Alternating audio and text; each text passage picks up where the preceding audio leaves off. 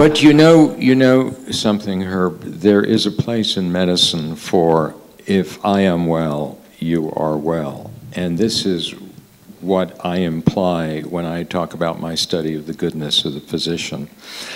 Always since Hippocratic days, people have written about the way a physician's goodness, morality, this sort of transference in the psychiatric sense a patient has with a doctor influences getting well. Do I have 5 minutes to tell a story? Just, okay. The year is 1965, I think it was 65, and I'm a young doctor in practice, and there is admitted to the medical service, the internal medicine service, the chaplain of Yale University, a certain William Sloane Coffin, a name known to a number of people here. Bill Coffin was an exemplary personality and character. He had been in the OSS during the war. He had been in physical combat. He was physically powerful, morally powerful, intellectually powerful, and frequently, and I really do mean frequently, would go down south to Mississippi and Georgia and sit where he shouldn't be sitting and go on freedom rides. And on one of these times, he came back, I think, from a dank Mississippi jail with a high fever. Admitted to the medical service with a fever of 102 and an x-ray that shows a left chest full of fluid. So what is done at a time like this, you take a fine needle and you put it in the chest and you draw off some fluid to find out what the bacteria involved are and so what antibiotics you should use. Again, it's the mid-1960s. And also to get as much fluid out so the lung can expand and the patient can breathe better. Well, they're putting one needle after another into Bill Coffin's chest and getting nothing. So they finally do what all good internists do when they're frustrated. They call a surgeon. And so I was the surgeon who was called, and I sort of laughed up my sleeve and said, you know, they don't know how to do this, I'll do this. You know the old poem, that famous poem, they said the job couldn't be done. He smiled as he said, I'll do it. So he took the job that couldn't be done and couldn't do it. That was me. I couldn't do it. I couldn't get any fluid out of his chest, and here he is. We're now the 3rd week in the hospital, every day, 102, 103 in the afternoon, in the evening, and I finally thought to myself, this man needs a so-called decortication, a huge chest operation in which one opens the entire chest up, essentially dissects out all the fibrous tissue and the scar that's loculating this fluid into little pockets. You let the lung expand, it sticks to the chest wall. At that time, I had about a 20% mortality rate. So I go into Bill Coffin's room. I first consulted with my old chief, who agreed this is what he had to have. I go into Coffin's room on a Tuesday evening to tell him, I had told him on Monday he'd probably need the operation. I come in on Tuesday evening before the operation to give him the final pep talk, and he has no fever. I look at the chart, no fever. And I walked in, he looked as sick as he'd looked the day before, but he just had no fever. So I canceled the operation for the next day, just to be sure, and I put it on for the Friday. He never had an iota of fever. So I kept, that's right, your jaw dropped. Yes, mine too, mine too. We kept him in the hospital for 3 weeks. He gradually got better. His chest x-ray cleared up, and he went home.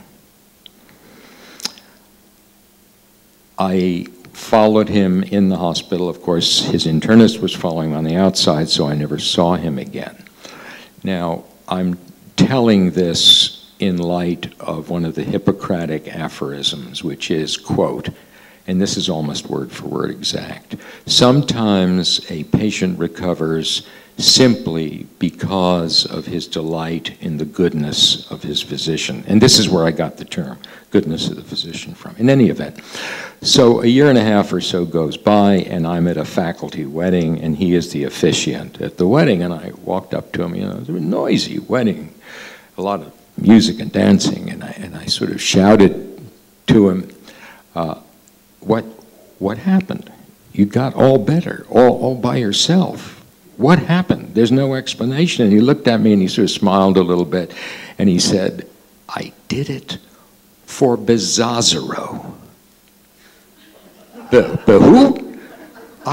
With all that noise, I thought he was honestly, here, I say this to the ministers among you, was he saying Beelzebub? Was he trucking with the devil here? This great, wonderful, heroic figure, heroic in the sense he was everybody's hero. And then I remembered Bezzazero, Joe Bezzazero, actually Orpheus M. Bezzazero, named after his father, was the intern on this case of Bill Coffin.